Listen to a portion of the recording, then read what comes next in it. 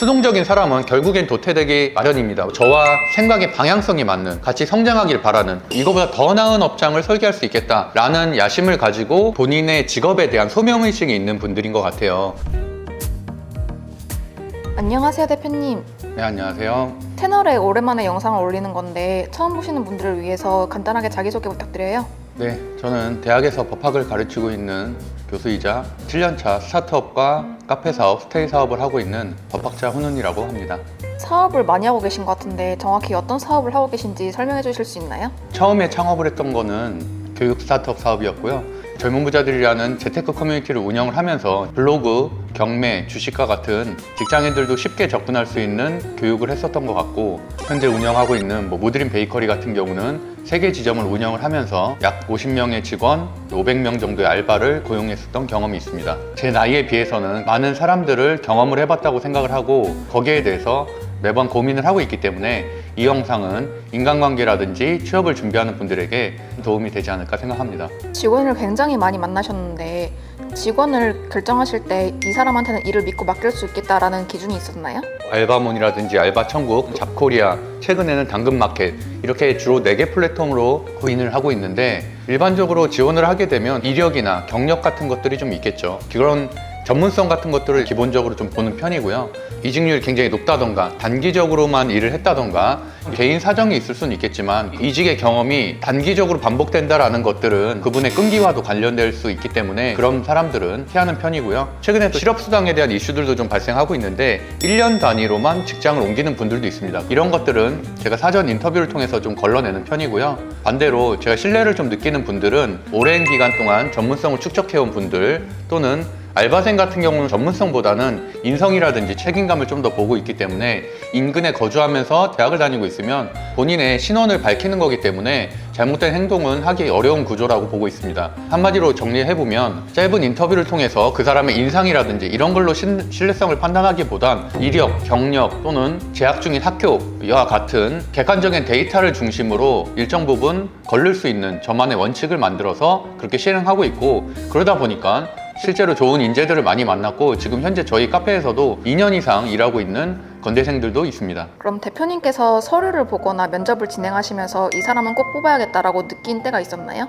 네, 아무래도 본인의 직업에 대한 소명의식이 있는 분들인 것 같아요. 저 같은 경우는 지금 파티셰를 10명 정도 고용을 해본 경험이 있는데, 어떤 분들은 저희 가게에 오기 전에 이미 사전조사를 해서 이 상권에 이런 레시피를 하면 좋겠다라고 디저트의 리스트업을 다 해오신 분들도 있습니다. 제가 시키지도 않았음에도 불구하고 가게의 매출 성장 방안에 대해서 2장짜리 페이퍼로 자세하게 정리해 주신 분이 있었는데, 직원이자 매니저란 얘기는 업장의 매출을 상승시키는 것이 주요한 고용 이유이기 때문에 리서치를 자료를 중심으로 저에게 설명하는 그런 분들에게 면접 단계에서 큰 호감을 느꼈었던 것 같고, 우리 업장을 위해서 여러 가지 정책들을 제안하는 능동적인 인재를 선호하고 있습니다. 대표님께서 50명의 직원과 알바생을 만나셨는데 그중에 기억에 남는 사람은 누구였나요?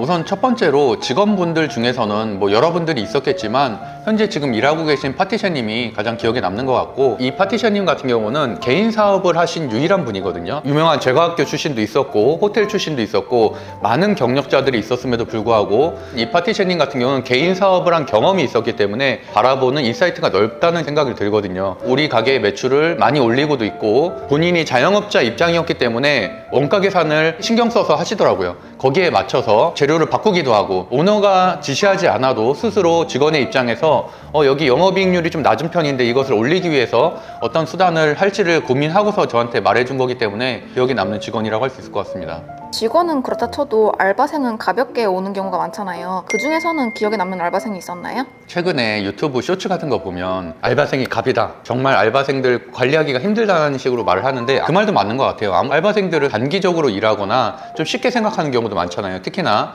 20대 초반인 경우에는 그냥 대학에 다니면서 단기적으로 용돈벌이 해서 해외여행을 가거나 이런 계획으로 취직하는 분들도 많기 때문에 별의별 일이 다 있었던 것 같아요. 근데 그래서 그 중에서 가장 기억에 남는 거는 제가 주식 콘텐츠를 할 때 여러 번 말씀드리기도 했던 대학생 트레이더들 중에서 가장 잘 나가는 만주라는 학생이 저희 학교 학생이기도 하면서 저희 업장에서 7개월 정도 주말 알바를 했었는데, 수강생들 30-40명의 음료를 약 20분 안에 다 만들어야 되는 업무였거든요. 근데 그거를 한 번도 실수한 적이 없습니다. 만났을 때도 상당히 논리적으로 구사한다라는 느낌을 받았는데, 아니나 다를까 그 친구가 2년 뒤에는 엄청난 트레이더가 돼서 현재는 50억 이상의 자산을 주식으로서 형성한 사람이 되었는데, 트레이더가 됐다라는 것을 다른 매체를 통해서 전 봤을 때 이 친구였기 때문에 아, 이거는 진짜다 라고 생각을 했었던 것 같아요.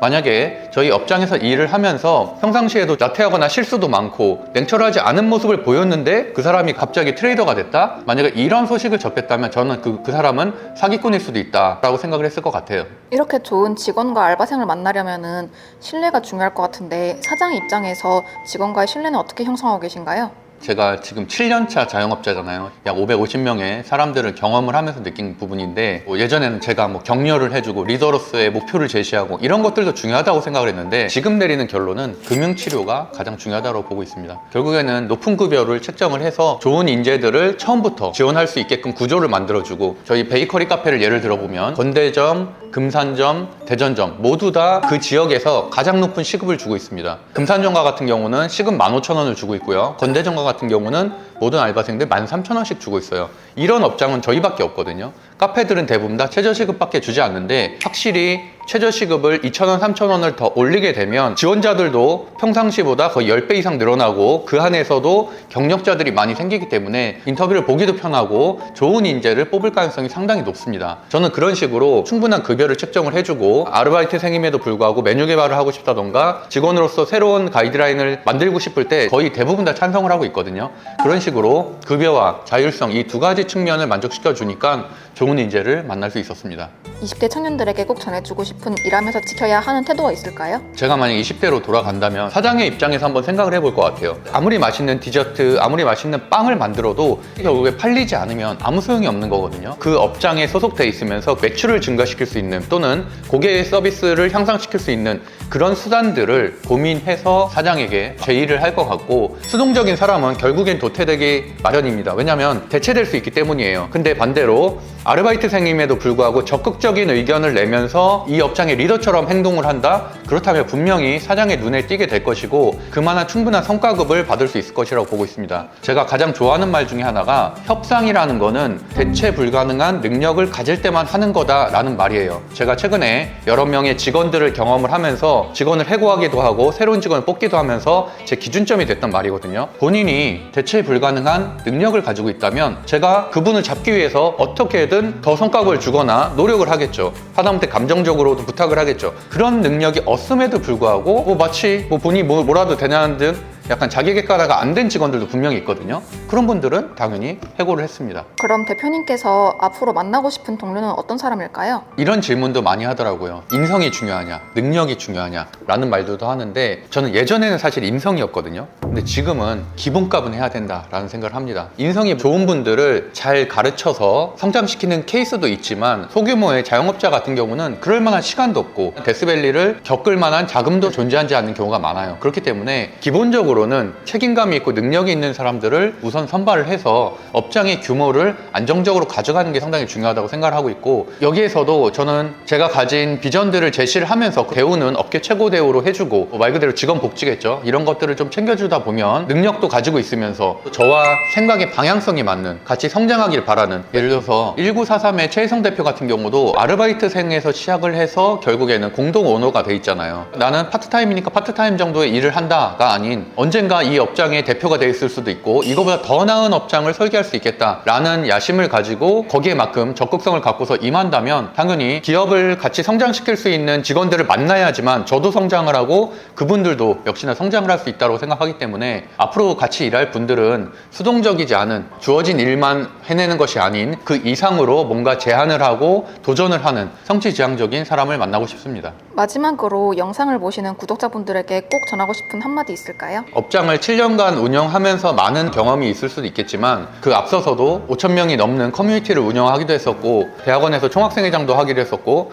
상당히 많은 인간관계를 해왔었거든요. 그 안에서 정말 좋은 사람을 만나기도 하고 반대로 정말 좋은 사람을 놓치기도 했었습니다. 인생에 있어서 돈도 중요하고 성취욕도 중요하고 많은 중요한 요소들이 있지만 인간관계도 정말 중요하다고 생각을 하고 있거든요. 제가 한 달에 한 번이라도 각 분야에서 열심히 일하는 분의 인터뷰를 통해서 그분의 인사이트도 얻어내고, 또 그분의 삶에 대한 태도 같은 것들을 보면서 그 인터뷰 안에서 얻을 수 있는 지혜를 찾아보도록 하겠습니다.